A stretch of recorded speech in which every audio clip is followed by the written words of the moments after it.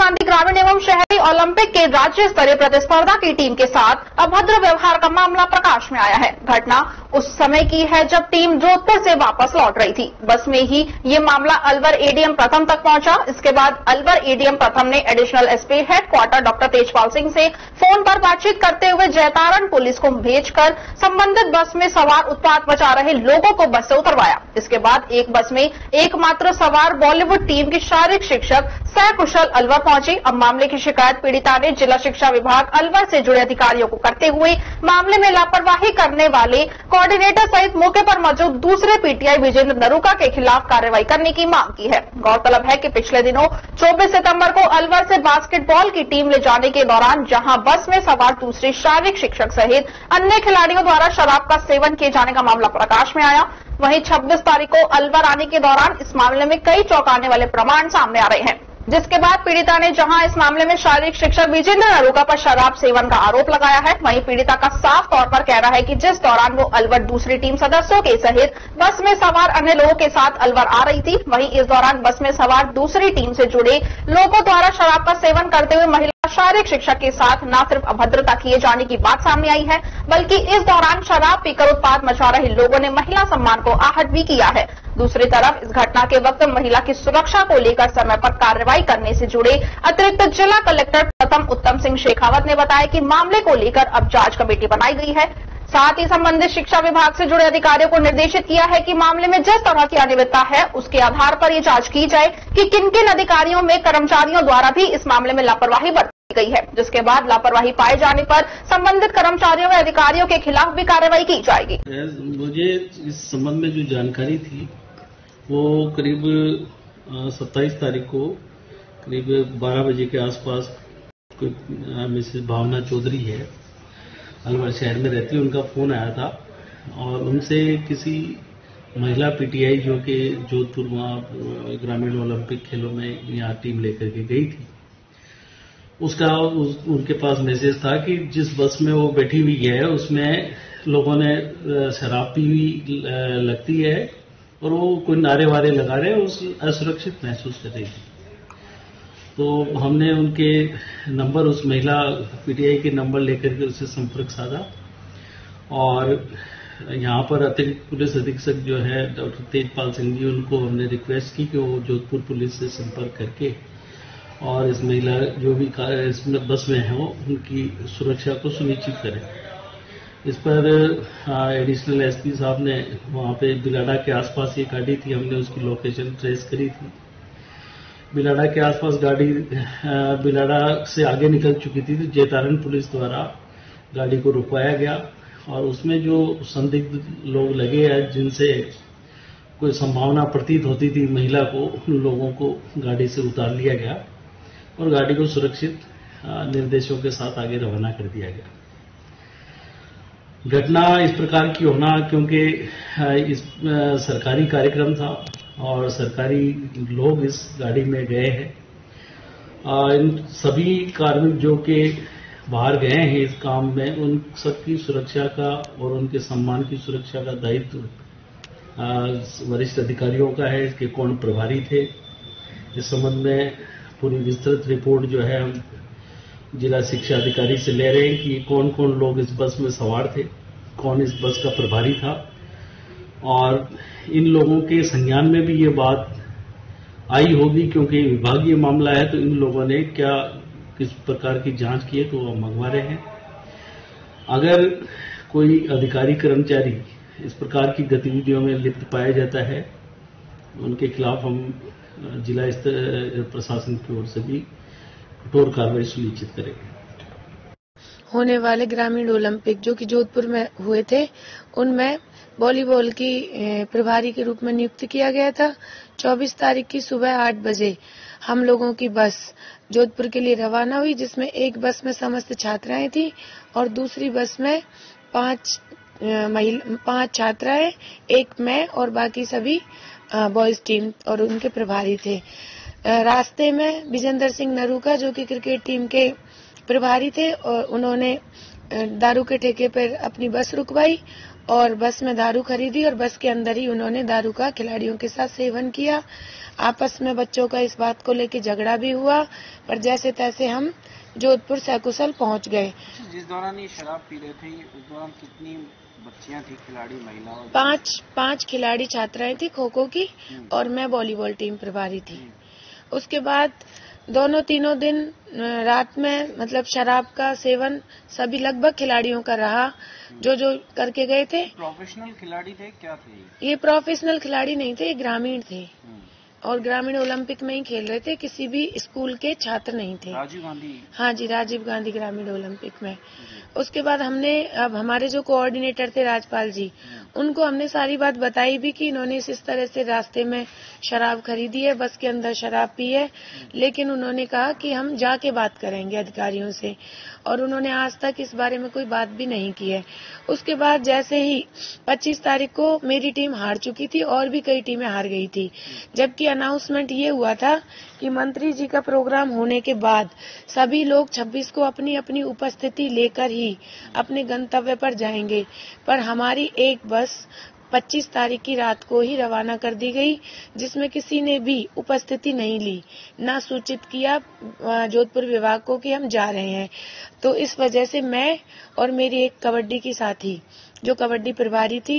खेलंता देवी, हम दोनों उपस्थिति लेने की वजह से रुक गए, क्योंकि जिस टीम का प्रभारी मुझे बनाया गया था उस टीम की सभी लड़कियां जो मेरे साथ कोच आया था उसके विद्यालय से थी। तो कोच ने कहा कि मैडम आप उपस्थिति लेके आ जाना, अब चूंकि आप जानती नहीं हो कि किस गांव की है, मैं इनको वहां पर इनके पेरेंट्स के पास छोड़ दूंगा। तो दूसरे दिन 26 तारीख की रात शाम को, जैसे कि हमारी सभी टीमें हार चुकी थी 26 तारीख की शाम को, और सबको ही वापस जाना था, तो लड़कियों की टीम थी खो खो की, और हम सभी ने उसका ट्रेन का टिकट ले लिया था, क्योंकि हमको रास्ते में भी इन्होंने दारू वगैरह पी तो थोड़ा सही नहीं लग रहा था। पर ट्रेन में इतनी भीड़ थी कि लड़कियों को तो मैं चढ़ा पाई, मैं और क्रिकेट टीम के 4 बच्चे बाहर ही रह गए। इस कारण हमने अपने कोऑर्डिनेटर राजपाल जी को फोन करके कहा कि हम लोग इस तरह से ट्रेन से बाहर रह गए, क्या बस में जगह है? उन्होंने कहा हाँ मैडम, आप पोलो ग्राउंड पर आ जाइए और बस में फुटबॉल के 10-12 ही खिलाड़ी हैं, आप आराम से चले जाओगे। उसके बाद मैं उन बच्चों को लेके पोलो ग्राउंड पर पहुंच गई। वहां पर क्रिकेट प्रभारी नरूका जी का फोन आया कि अगर तुम लोग बस से जा रहे हो तो मैं भी तुम्हारे साथ ही चलता हूँ, और वो भी पोलो ग्राउंड पर आ गए। उसके बाद जैसे ही हम बस में बैठे, वहां पर 2 गार्ड बस की चेकिंग के लिए आए। अब जब उन्होंने बस की चेकिंग की तो उन्होंने पाया कि 2 कैंपर बच्चों ने चोरी किए हुए हैं, जो कि फुटबॉल टीम के द्वारा चोरी किए गए थे। उन्होंने इसका विरोध किया और कैंपर बाहर निकालने के लिए कहा, तो सारी की सारी फुटबॉल टीम ने, साथ में विजेंद्र नरूका जी ने भी उन गार्डों के साथ बदतमीजी की और उनके साथ हाथापाई करने तक की नौबत करी। उसके बाद मेरी समझाइश के बाद कि ये इनका काम है, इनको अपना काम करने दो जिससे बस आगे बढ़े। उसके बाद बस की चेकिंग हुई और बस को आगे बढ़ाया गया, क्योंकि वो बस हमें जोधपुर से अवेलेबल करवाई गई थी, और हमारी बस पोलो ग्राउंड से 32 किलोमीटर दूर SLBS कॉलेज पर खड़ी थी, जो कि महिलाओं का कॉलेज है। तो वहां तक जाते वक्त रास्ते में बच्चों ने मेरे नाम से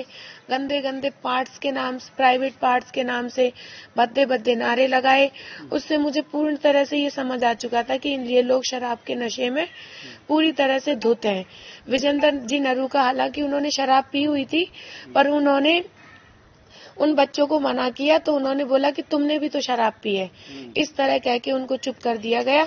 उसके बाद जैसे ही किस चीज की टीम के खिलाड़ी थे ये लोग? फुटबॉल टीम के खिलाड़ी थे सर, और उस बस के अंदर राजपाल जो कोऑर्डिनेटर था, उन्होंने टीम के अलावा भी अन्य ग्रामीण जो कि रस्सा कस्सी का मैच देखने आए थे अलवर से, उनको भी उसमें बिठाया था, और उन सभी ने भी दारू का सेवन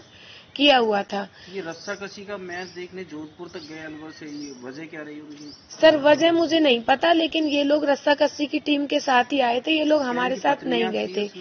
हाँ, सुना ऐसे ही है कि किसी की पत्नी किसी की बहन भी थी जी। लेकिन वो हमारे साथ गए नहीं थे, ना रस्सा कस्सी की टीम हमारे साथ गई थी, ना फुटबॉल की टीम हमारे साथ गई थी। इनकी बस अलवर में ही खड़ी रह गई थी, अपने साधन से गए थे। तो जब हम पोलो ग्राउंड से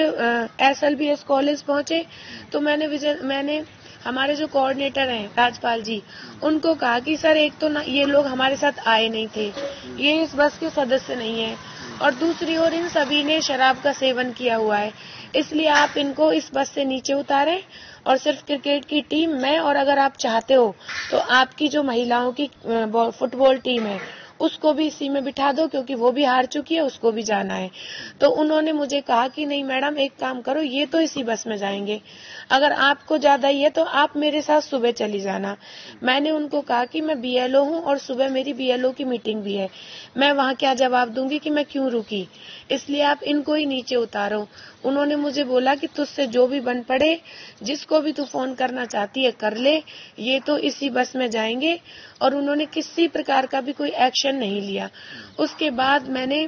हमारे जो डिप्टी हैं रजनीश जी अवस्थी, उनको फोन किया, उन्होंने भी बातें तो सुनी, पर पता नहीं उनका फोन कैसे कटा, उन्होंने काटा, कट गया, उसके बाद उनका फोन स्विच ऑफ था। उसके बाद वो लोग बस में बैठने से पहले और मेरे ऊपर, मतलब मेरे मुंह के सामने ही सभी लोग अपना विरोध दिखाने के लिए और बाथरूम करने लगे। मैंने राजपाल जी को ये भी दिखाया कि देखो इनकी हरकतें अभी ऐसी हैं तो आगे जाके कुछ भी हो सकता है, लेकिन उन्होंने मुझसे ही बदतमीजी की, मुझसे ही लड़ाई झगड़ा किया और उन लोगों को बस में बिठा दिया। उसके बाद जैसे ही हम आगे चले, वो लोग आपस में लड़ने झगड़ने लगे, अपने मतलब मेरे को भी बोलने लगे, मैडम यहाँ बैठ जा, यहाँ बैठ जा, इधर उधर खींचने लगे। और इसका विरोध नरूका जी ने किया, लेकिन चूंकि नरूका जी खुद ही शराब के नशे में थे, इसलिए उनकी चली नहीं। उसके बाद मैंने भावना चौधरी जो हमारी शारीरिक शिक्षक है, उनको फोन किया।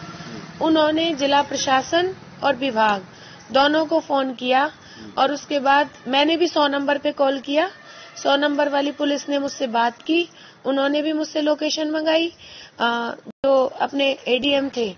उन्होंने उत्तम सिंह जी, उनका मेरे पास फोन आया, उन्होंने लाइव लोकेशन मंगाई, ड्राइवर से बात की, गाड़ी को साइड में रुकवाया। उसके बाद बीलाड़ा पुलिस का फोन आया, उन्होंने लाइव लोकेशन मंगाई और वहां मौके पर जैतारण पुलिस पहुंची,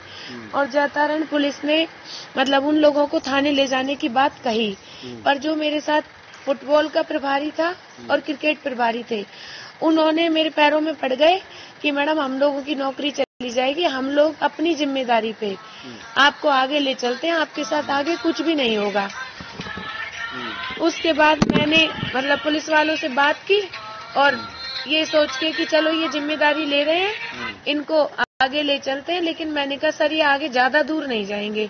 जहाँ पर भी कोई बस स्टैंड आया आप इनको छोड़ दोगे।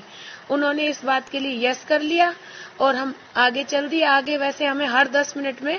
पुलिस भी मिली थी जो हमारी गाड़ी की लोकेशन को चेक कर रही थी कि भाई गाड़ी आगे जा रही है। उसके बाद लगभग जयपुर के समथिंग कहीं पे, मतलब मुझे जगह नहीं पता, पर उन लड़कों को उतार दिया गया और उसके बाद जाते वक्त भी वो मुझे बदतमीजी करके गए बस में से उतरने के बाद, और लगभग 10:30 बजे हम लोग अलवर स्टेडियम पे पहुंच गए। तो फिर आपने इस संबंध में अब कहीं शिकायत करी? हाँ, मैंने सीडीओ अलवर है उनको शिकायत करी है, और उसके अलावा जो हमारे जिला शिक्षा अधिकारी माध्यमिक नेकीराम जी हैं, उनको बाया व्हाट्सएप, क्योंकि मैं इस कंडीशन में बिल्कुल नहीं थी 3 दिनों से कि मैं कहीं बाहर निकल सकूं और किसी से कुछ भी बता सकूं, तो मैंने व्हाट्सएप पे उनको वीडियो भी भेजा और उनको व्हाट्सएप पे शिकायत करी, लेकिन उनका अभी तक कोई भी मेरे पास किसी प्रकार का फोन नहीं आया है। और जो उमरैन सीबीओ हैं श्रीमती मधु भार्गव, उनको भी मैंने शिकायत करी, उनका फोन आया और उन्होंने मुझे कहा कि एप्लीकेशन मुझे देकर जा, जो भी उचित कार्रवाई होगी मैं तेरे साथ हूँ, मैंने तुझे भेजा है, मैं